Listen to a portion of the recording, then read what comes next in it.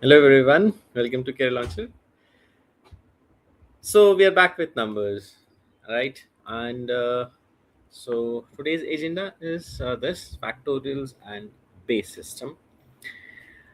Now questions have been asked a little bit sporadically on this topic, not so frequently, but nonetheless, कभी भी कुछ भी हो सकता है. So we have to be prepared for everything, and there are some concepts on factorials. There are some concepts of base system. We'll be covering them through again all the multitude of questions. Well, uh, this is theoretically the last segment on numbers, but I'm not yet done with the segment. Anyways, so the thing is, we'll continue with numbers. There are more sessions, but the main core concepts of numbers that are there, right? So this is the last one. Means there is something exciting lined up right. So वो आप देखेंगे अभी आएगा. आज हम factorials करेंगे, base system करेंगे, सभी तरह के क्वेश्चंस कवर करेंगे. As always try the questions along with me, practice them before going through the discussion, right? So let's start with the session, people, on number system 7, factorials and base system. Here we go. So the first question is on the basic concept of trailing zeros. This is a very common question on factorials.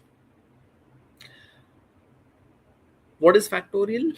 First of all, the factorial of n factorial is defined as 1 into 2 into 3 into 4 into up to n, right? 1 factorial is 1, 2 factorial is 2, 3 factorial is 6, 4 factorial is 24, 5 factorial is 120, 6 factorial is 720, 7 factorial will be 5040, and so on, right? And it helps to make use of the fact that every factorial is the multiple of the previous factorial, which means n factorial is n into n minus 1 factorial. So like 5 factorial is 120, 120 into 6 is 720, 6 factorial, and so on.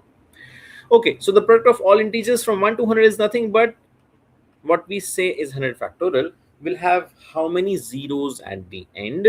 So basically the number of zeros in any factorial is obtained by obviously finding the powers of 5 in it, and the way to do that is to successively divide the number by 5 and add all the quotients, which means successive division of 100 by 5. This just not 100 by 5, successively divide 100 by 5 and add all the quotients. So 100 by 5 is 20. Then this 20 is the quotient, which you again divide by 5, which is 4, and you add that. Now 4 divided by 5 is quotient is 0, so therefore here it stops, and therefore there are 24 zeros at the end of 100 factorial. Concept क्या है कि 100 factorial में 20 multiples of 5 है, तो 20 powers of 5 तो वहां से आ गई, 5, 10, 15 up to 95, 100. Within these multiples of 5 there are also multiples of 5 square. ये वहां पर इन नंबर्स, इन 20 नंबर्स में वो भी मल्टीपल्स शामिल हैं जिनमें कि एक नहीं बल्कि 2 पावर्स हैं 5 की. तो वो 4 मल्टीपल्स हैं 25 के. तो वो 4 जो मैंने लिखा हुआ है वो रिप्रेजेंट कर रहा है कि वो जो 25 के 4 मल्टीपल्स हैं उनकी जो दूसरी पावर हमने नहीं कंसीडर की, अब हम उसको कंसीडर कर रहे हैं, राइट? तो अगर यही क्वेश्चन होता कि how many zeros at the end of 1000 factorial, तो क्या होता? 1000 by 5 is 200, 200 by 5 is 40, 40 by 5 is 8, 8 by 5 is 1, 1 by 5 is 0, 249 zeros are at the end of 1000 factorial. Multiples of 5, multiples of 25, multiples of 125, multiples of 625, and cumulatively we keep on adding all their respective parts, right? Okay, so this is the base concept of factorials. बाकी questions की variety अभी बहुत आने वाली है, देखिए. Let's see the next one.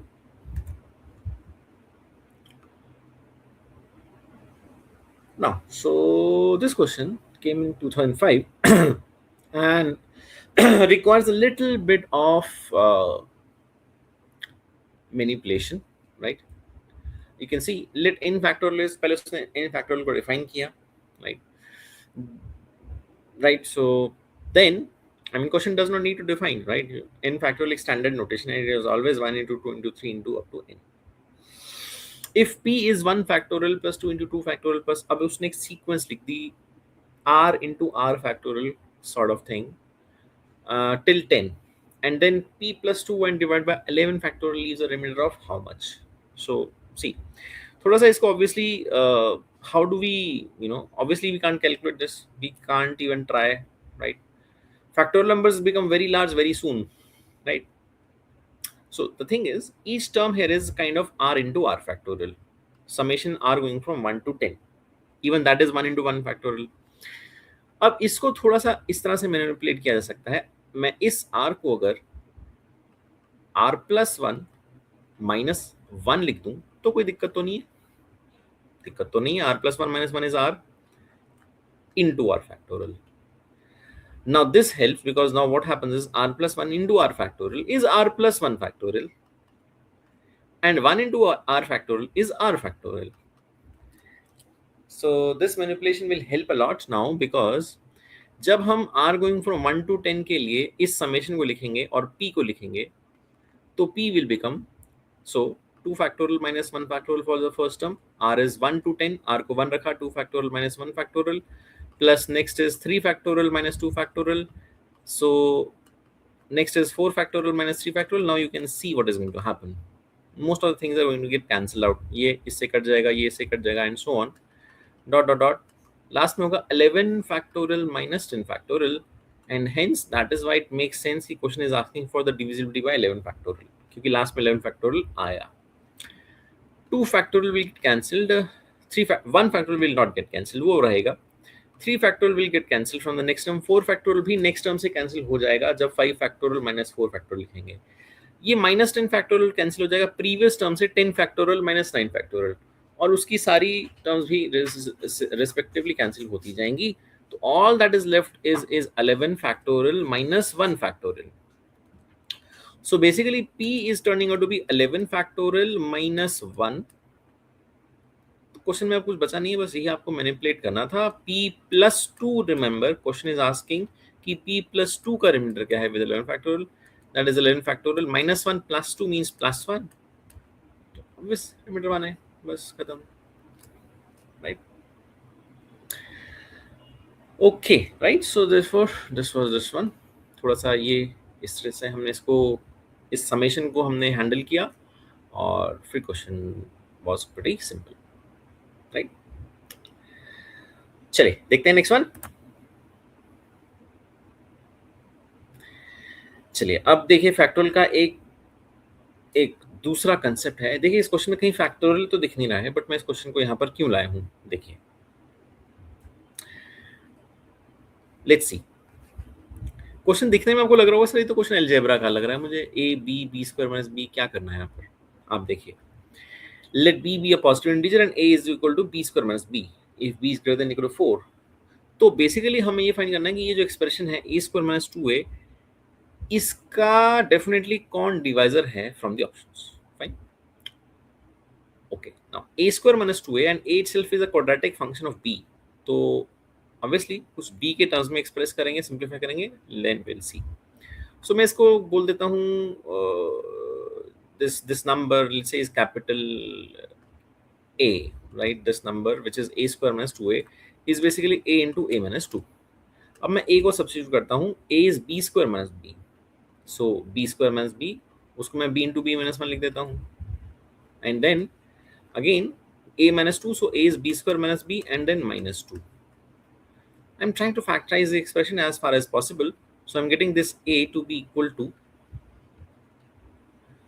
b minus 1 is there, and then can you factorize this? I guess so. B minus 2 b plus 1, right? Simple. B minus 2 b plus 1 is b square minus b minus 2. Perfect. अब अगर आप ध्यान से देखें तो मैं इसको दोबारा से लिखता हूँ.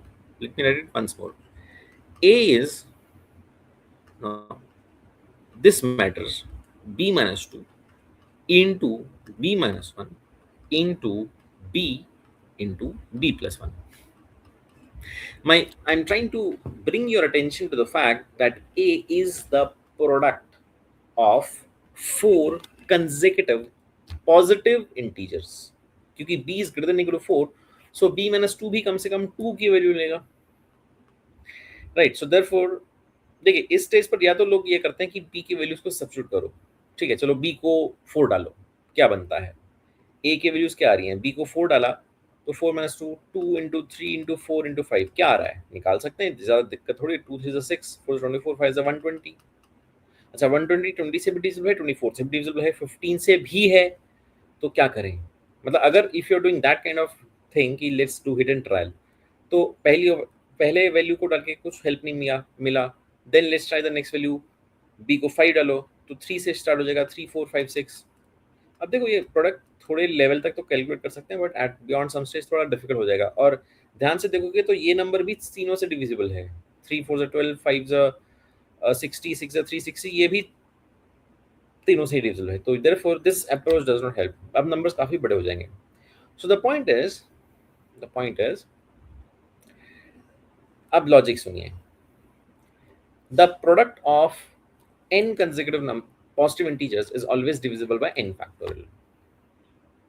फिर से सुनिए, अगर मैंने दो नंबर्स को मल्टीप्लाई किया, दो कंसेक्यूटिव नंबर्स को, तो वो हमेशा दो से डिविजिबल होगा, वो हमेशा दो का मल्टीपल होगा। अगर मैंने तीन कंसेक्यूटिव इंटीजर्स को मल्टीप्लाई किया आपस में, 1 इंटू 2 इंटू 3 2 इंटू 3 इंटू 4, वो हमेशा 3 फैक्टोरियल यानी कि 6 से डिविजिबल होगा। अगर मैंने चार कंसेक्यूटिव नेचुरल नंबर्स को कंसेक्यूटिव नेचुरल नंबर्स को मल्टीप्लाई किया आपस में, तो 4 फैक्टोरियल विच इज 24 से हमेशा डिविजिबल होगा। तो यहाँ पर वैल्यू सब्स्टिट्यूशन इसलिए हेल्प नहीं कर रही है क्योंकि एक्चुअली क्या हो रहा है यहाँ पर कि इनिशियल फ्यू नंबर्स में आपका ये 2 3 4 एक साथ हमेशा बन रहा है, 5 भी है, तो 15 20 भी बनते जा रहे हैं, बट आप थोड़ा सा आगे जाएंगे, राइट, तो एट सम स्टेज 20 नहीं मल्टीपल बनेगा, 15 नहीं मल्टीपल बनेगा, बट 24 हमेशा रहेगा, राइट। जैसे आपको अभी 5 दिख रहा है, आप थोड़ा सा आगे जाएं, आप 6 7 8 9 कर दीजिए तो 15 का मल्टीपल नहीं बनेगा, राइट। तो उस तरह से लॉजिक हमेशा याद रखें, the product of n consecutive natural numbers is always divisible by n factorial। ठीक है, मेरा ये अनुमान है, ये कॉन्सेप्ट काफी इंपॉर्टेंट है, किसी रूप में दोबारा से ये कॉन्सेप्ट टेस्ट किया जा सकता है, ठीक है। चलिए और देखते हैं क्या है हमारे पास, ये देखिए, ओके लेट्स सी अगेन, ये एक्सप्रेशन जो है अगेन n-1 n-2, ये 3 2 1, ये प्रोडक्ट को लिखने का ही तरीका होता है ये, right. Sometimes product sign is written like this, right. So this is n-1 factorial, the number of positive integers n in this range of 12 to 40 says that this product is not divisible by n is। तो देखिए मैं चाहता हूँ ये question आप जरूर सोच लीजिए, सोच सकते हैं, कर सकते हैं, ज़्यादा डिफिकल्ट नहीं है, बहुत इजीली आपको स्ट्राइक कर जाना चाहिए। Please think on this, right. चलिए I hope you have tried it out and let's see if you got this. So basically question ये है कि n-1 factorial should not be divisible by n, तो वो n से कब divisible नहीं होगा भाई, n-1 फैक्टोरियल में n-1 तक के सभी प्राइम नंबर्स आ जाते हैं। सो अगर n एक नया प्राइम नंबर है, तो वो प्राइम नंबर n-1 फैक्टोरियल की फैक्टराइजेशन में कभी भी मौजूद नहीं हो सकता। तो therefore what is the logic, अगर n प्राइम है, इफ n इज प्राइम, सो ये डिविजिबिलिटी एक नॉन जीरो रिमाइंडर जरूर देगी, जैसे कि 6 फैक्टोरियल जो होगा, it is not divisible by 7 because 7 तो 7 है, 6 फैक्टोरियल में 7 कहां से आ जाएगा, right. 10 factorial is not divisible by 11, right? 18 factorial is not going to be divisible by 19 and so on। So मुझे 6 10 की बात नहीं करनी, मुझे 12 से 40 की रेंज में बात करनी है। तो बेसिकली क्वेश्चन क्या हो गया, मुझे 12 से 40 की रेंज में बस प्राइम नंबर्स को काउंट करना है, right. That is what eventually therefore I have to finish off, n can therefore take the values of starting from 12 count of the prime numbers। तो थोड़ा सा अवेयरनेस होनी चाहिए प्राइम नंबर्स के बारे में। 13 17 19 23 29 31 37 finished 1 2 3 4 5 6 7, right। 7 values of n are possible such that n-1 factorial is not divisible by n in the range of 12 to 40. Right, चलिए और देखते हैं next one. Now this came in CAT 22 and please try, please do try this question. थोड़ा सा सोचने की जरूरत है, थोड़ा सा सोचेंगे हो जाएगा. I hope you have tried. For some natural number n, assume that 15,000 factorial is divisible by n factorial ka factorial. The largest possible value of n is. हमने 15,000 फैक्टोरियल इमेजिन नहीं कर सकते कितना बड़ा नंबर है. खैर, that is not the point. Is going to be divisible by n factorial ka factorial. Whenever you get a question where the numbers are very large and it is difficult to think with them, always think of small numbers. Always think of ये जो condition है कि basically दोनों factorial numbers हैं. Just think of in general कि कोई भी number a factorial अगर b फैक्टोरियल से डिविजिबल है तो कंडीशन क्या है. What is the condition for the fact that b factorial turns out to be a factor of a factorial or a factorial turns out to be a multiple of b factorial? थोड़ा सा तो सोचिए. I hope you can understand. Every next factorial, a higher factorial is a multiple of the lower factorial. 10 factorial will be a multiple of 8 factorial, 9 factorial, 7 factorial, everything. The lower factorials are the factors of the higher factorials, right? Because n factorial is n into n minus 1 factorial. तो हर next factorial previous factorial का multiple है. मतलब अगर a is greater than or even equal to b चलेगा. 8 factorial is divided by 8 factorial, तो तब तक ये condition hold करेगी. तो now the question is not very difficult if you have understood this basic concept, right? तो ये divisibility यानी कि ये n फैक्टोरियल का फैक्टोरियल 15,000 फैक्टोरियल का डिवाइजर तब होगा अगर 15,000 turns out to be greater than or equal to of n factorial. और मुझे अब largest possible value of n चाहिए such that n factorial is less than or equal to 15,000. तो मुझे वो नंबर n चाहिए कि n का फैक्टोरियल 15,000 को क्रॉस ना करे. 6 फैक्टोरियल तक याद है हमें 720. n factorial is n into n minus 1. देख करते जाइए. 7 factorial will be 7 into 6 factorial which is 7 into 720, 5040. 8 option में है ही नहीं. 7 ही आंसर होना चाहिए. 8 factorial is going to cross this limit. 5,000 into 8 is 40,000. ये 40,320 हो जाएगा. So that is going to cross the limit of 15,000. n is 7. Right? तो देखिए एक छोटा सा कॉन्सेप्ट है फैक्टोरियल का. उस पर हमने 4 अलग अलग कॉन्सेप्ट्स के क्वेश्चंस देखे हैं. राइट? तो मैंने आपको सारी डेप्थ दिखा दी है इस टॉपिक की, फैक्टोरियल्स. अब बेस सिस्टम भी देखेंगे. राइट? Let's see. चलिए अब बेस सिस्टम के क्वेश्चंस या बेस सिस्टम के कॉन्सेप्ट्स को हम कवर करते हैं थोड़ा सा. Let's see. In a number system the product of 44 to the base 10, ये लिखने का तरीका है बेस, राइट, एंड 11 बेस 10, मतलब हमारा जो नॉर्मल काउंटिंग सिस्टम है वो उसमें 44 और 11 इज 3414. देखिए ये जो 3414 है ये 3414 नहीं है. ये बेस सिस्टम बी, कोई बेस सिस्टम अलग है, उसका नंबर है 3414. The number 311 of this system when converted to the decimal number system becomes how much? चलिए हमने जब 44 और 11 को मल्टीप्लाई किया तो 3414 आया. 3414 जो है वो बेस सिस्टम 10 का नंबर नहीं है, वो बेस सिस्टम लेट्स से base system is b. This is equal to in our base counting system of 10 normal number is 44 into 11. ये हम निकाल सकते हैं easily. 44 440 plus 44 484, right? Okay. No base system में होता क्या है कि ये जो डिजिट्स हैं ये बेस सिस्टम बी के हैं, तो उसको एक्सपैंड करेंगे बेस सिस्टम में which is as the powers of the base. जैसे आप समझिए, मैं आपको समझाता हूँ. जैसे यहाँ पर समझिए बेस सिस्टम 10, राइट, यही नंबर ले लीजिए 3414 लीजिए. मान लीजिए बेस सिस्टम 10 में होता, तो 3414 इन बेस सिस्टम 10 का मतलब क्या है? इसका मतलब ये है कि 4 इंटू 10⁻0 मतलब 4 प्लस 1, ये जो 10 स्पेस का डिजिट है, इंटू 10⁻1, ये लिखते हैं 4 + 10 + 400 which means 4 into 10 square plus 3 into 10 cube, 3000 + 400 + 10 + 4, 3 into 10 cube for plus 4 into 10 square plus 1 into 10 plus 4 into 10⁻0।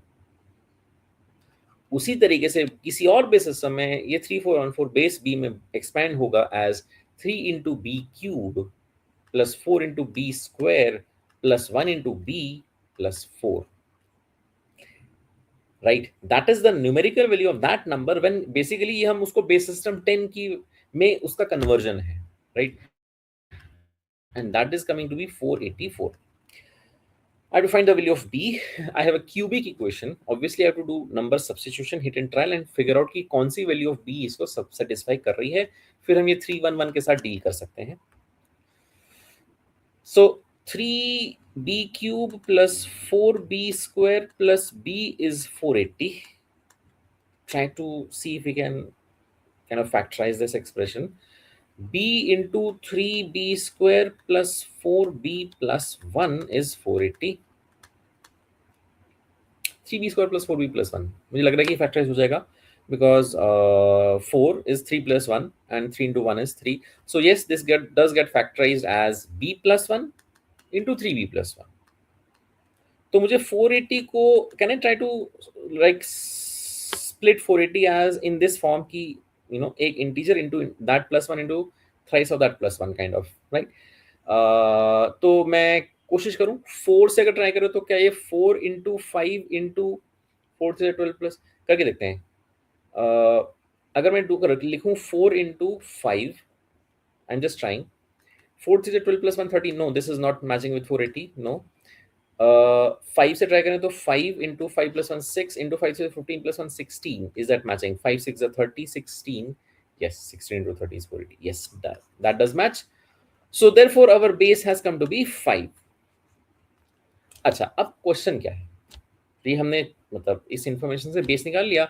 Now we have to convert the number 311 of this system to the decimal number system. I think that we can therefore finally handle as well.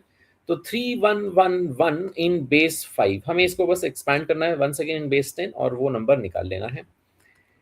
So that will be 3 into 5 cube, 3 into 125 plus 1 into 5 square plus 1 into 5 plus 1, 375 plus 25 plus 5 30 plus 1 31, 375 plus 31 is 406. Option A is perfectly fine, right? तो ये हमारा base system का basic idea है कि किसी और base में जो नंबर होता है वो उस बेस में जो जो डिजिट्स होंगे उनकी as we go along to the left digits we expand the number as the summation of the increasing powers of the base, जैसे कि हम बेस सिस्टम 10 में करते हैं, राइट? चलिए, right? So I hope this has built your concepts and you will try the next one. अब देखिए थोड़ा सा कंसेप्ट बिल्ड हो गए हैं, इस पर आप जरूर ट्राई करें. और ऑल्दो इसमें थोड़ा सा कंसेप्ट्स दूसरे स्टाइल में जाएंगे तो देख लेते हैं. अगर आपसे हो सकते तो ट्राई कीजिए, नहीं तो हम देख लेते हैं. A positive whole number m less than 100 is represented in base 2 notation, base 3 notation, base 5 notation. बहुत ही बढ़िया सवाल है CAT 2013 का. It is found that in all three cases the last digit is 1, while in exactly 2 out of the 3 cases the leading digit is 1, then m equals. देखिए, किसी भी base में जो लास्ट डिजिट होता है वो क्या रिप्रेजेंट करता है, क्योंकि इस क्वेश्चन में ये दिया हुआ है कि एक नंबर जो है जो लेस देन 100 है उसको बेस 2 बेस 3 बेस 5 नोटेशन में जब रिप्रेजेंट किया तो लास्ट डिजिट हमेशा 1 आया. तो उसका सिग्निफिकेंस क्या है? लास्ट डिजिट हमेशा 1 आ रहा है. ये जरा सोचिए, हमारी काउंटिंग में बेस सिस्टम 10 में कोई भी नंबर अगर 1 से एंड करता है, लास्ट डिजिट 1 है, कोई भी नंबर 761 2591 कुछ भी, इसका सिग्निफिकेंस क्या है? याद रखें हमारा बेस सिस्टम 10 है। 761 का मतलब बेसिकली 76 इंटू 10 प्लस 1। 2591 का बस बेसिक मतलब हुआ 259 इंटू 10 प्लस 1। कहने का मतलब क्या है, जो भी बेस है हमारी उससे डिवाइड करके reminder 1, right? In our counting system of base 10, a number ending with 1 signifies that when the number is divided by 10, the base, the remainder is 1. So if in base 2 notation, the last digit is 1, so can I say therefore that m is a kind of a multiple of 2 plus 1? And m is also, because 3 base में भी last digit 1 है, तो number m is a multiple of 3 plus 1 kind of number also, as well as it is, क्योंकि base 5 notation में भी last digit 1 है, तो it's a multiple of 5 plus 1 kind of number as well. अब आपको याद आ रहा है पिछला सेशन रिमाइंडर्स, और हमने क्वेश्चन 2-3 बार किया था लास्ट टाइम।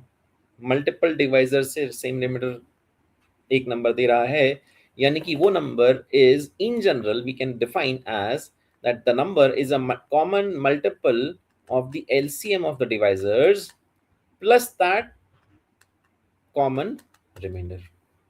2 3 का एलसीएम क्या है 30, 2 इंटू 3 इंटू 5, क्योंकि कुछ कॉमन नहीं है। 2 इंटू 3 65 30, सो नंबर जो है वो 30 का मल्टीपल प्लस 1 है। अब ऑप्शंस को देख लो, 31 is a multiple of 30 plus 1, 63 तो रूल आउट हो गया, 75 तो रूल आउट हो गया, ये तो नंबर्स इस फॉर्मेट में है ही नहीं। तो अब 31 91 बचता है। अब हमें कंडीशन ये चेक करनी है कि इस नंबर को अगर हम, क्वेश्चन क्या कह रहा है, it is founded in all three cases the last digit 1, जो अब हमने पहली कंडीशन से नंबर को नैरो डाउन कर लिया। अब दूसरी कंडीशन क्या है, while in exactly 2 out of 3 cases the leading digit is 1, leading digit the first digit is 1। ठीक है, तो अब मुझे ये चेक करना है बेसिकली कि 31 या 91 में से कोई एक नंबर है जिसको कि 2 3 5 बेस नोटेशन में रखेंगे तो उनमें से 2 केसेस में लीडिंग डिजिट 1 होगा, एक में नहीं होगा। चलिए, तो अब 31 और 91 को बेस 2 बेस 3 बेस 5 में कन्वर्ट करना है। अब ये रिवर्स क्वेश्चन है कि किसी नंबर को जो बेस 10 में पड़ा हुआ है उसको किसी और बेस में कैसे कन्वर्ट करते हैं। अब वो कंसेप्ट समझते हैं। तो देखिए, सबसे पहली बात यह है कि बेस सिस्टम 2 की बात समझो। सबसे पहले बेस 2 में 2 ही डिजिट्स होते हैं, 0 और 1, तो बेस 2 में लीडिंग डिजिट तो हमेशा ही 1 होगा, क्योंकि उसमें 0 और 1 ही होते हैं, तो लीडिंग डिजिट 0 तो कभी नहीं हो सकता, लीडिंग डिजिट तो हमेशा नॉन जीरो होता है। तो बेस 2 में क्योंकि हमेशा ही ऑलवेज लीडिंग डिजिट 1 होगा, तो बात ये हुई कि हमें ये नंबर m को जो कि 31 या 91 है उसको बेस 3 और बेस 5 में कन्वर्ट करना है। एक ऐसा नंबर होगा जिसमें कि एक में लीडिंग डिजिट 1 होगा, एक में नहीं होगा, एक वो मेरा आंसर है। तो 31 को बेस 3 और बेस 5 में जल्दी से कन्वर्ट करते हैं। अब मैं उसका तरीका बताता हूँ। करना ही होता है, 31 को हम बेस 3 में कन्वर्ट कर रहे हैं, तो 31 को 3 से सक्सेसिवली डिवाइड करते जाओ, रिमाइंडर्स लिखते जाओ साइड साइड में, और वो रिमाइंडर्स को लास्ट से ऊपर तक देखो। 31 divide by 3, quotient is 10, remainder is 1, remainder is the main thing over here. 10 को फिर से 3 से डिवाइड करो, quotient is 3 and remainder is 1, 3 into 3 plus 1 10। फिर से 3 से डिवाइड किया तो right, quotient is 1 and remainder is 0, right. 3 divide by 3, quotient is 1, remainder is 0। यहाँ रिमाइंडर्स लिखने हैं, यहाँ क्वोशिएंट्स लिखने हैं, इंक्लूडिंग द लास्ट क्वोशिएंट। सारे रिमाइंडर्स को रिवर्स वे में पढ़ो, which is 1 0 1 1, so 31 in base 3 is equivalent to 1 0 1 1, नीचे से ऊपर पढ़ना है in base 3। तो base 3 में लीडिंग डिजिट 1 आया। अब बेस 5 में अगर लीडिंग डिजिट 1 के अलावा कुछ और है 31 का, तो फिर ये मेरा आंसर है, नहीं तो 91 है। 31 को 5 से डिवाइड किया, 5 से चेक कर रहे हैं इसका conversion. 31 by 5 is 6 quotient and remainder 1, 6 को 5 से डिवाइड किया, ये तो फिर बात नहीं बनी, क्योंकि इसमें भी ये हो गया 1 1 1। दिस इज 1 1 1 इन बेस 5, 31 है ना, नीचे से ऊपर 1 1 1, last quotient and the remainders in the reverse order. तो 91 must be the correct answer. I am done. बाकी मैं आपको कंफर्म करवा देता हूँ। 91 का आप देख लीजिए, बेस 3 में 30 1 3 10 0 और 3 3 1, ये यहाँ पर ये लीडिंग डिजिट 1 नहीं है, it is 3 1 0 1 in base 3। Sorry my bad, sorry एक मिनट, सॉरी सॉरी मिस्टेक हो गई, माय बैड। 3 से डिवाइड करेंगे, छोड़ेंगे थोड़ी जब तक कि डिवाइड हो रहा है, सॉरी। 1 इज द क्वेश्चन, हाँ नहीं, इस केस में आपका ये है 1 है, दिस इज 10101 10101 ठीक है, मैं आपको कंफर्म कर रहा हूँ कि 91 का 3 में लीडिंग डिजिट 1 है, बेस 3 में, बेस 5 में देख लीजिए कि नहीं आएगा। 91 divide by 5 is 18 5 90, remainder is 1। 18 का फिर 5 से किया तो 5 3 15, reminder is 3। 5 3 15 and remainder is also 3.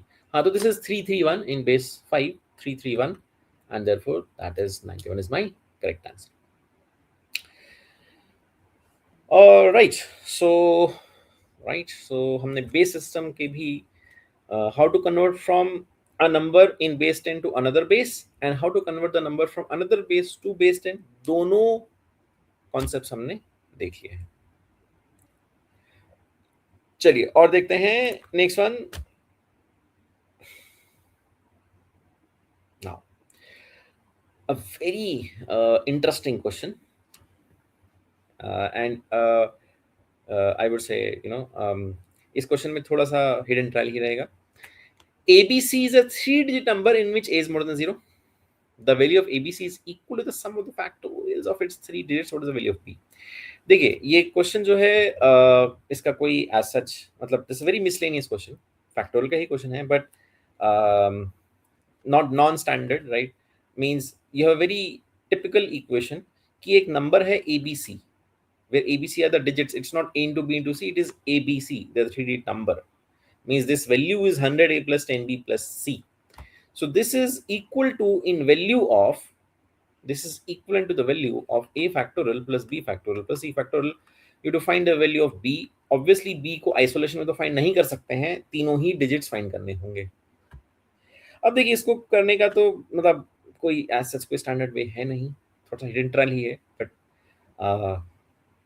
थोड़ा सा समझते हैं कि क्या अप्रोच रह सकती है। सबसे पहले कुछ मैचिंग करनी है दोनों तरफ, तो फैक्टोरियल की कुछ वैल्यूज को सामने रखते हैं। 1 factorial is 1, 2 factorial is 2, 3 factorial is 3, sorry 6, 4 factorial is 24, 5 factorial is 120, 6 factorial is 720, और बात खत्म होती तो नहीं है, बट चलो इतना लिख लेते हैं।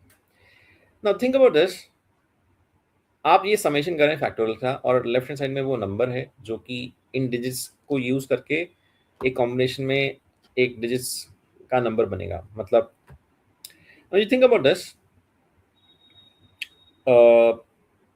If your ABC, if any of them are 6 or more, I mean, first of all, you cannot have 7 as the digit, as the one of the digits ever, because 7 factorial is going to cross the limit of 1000. 7 factorial is 5040.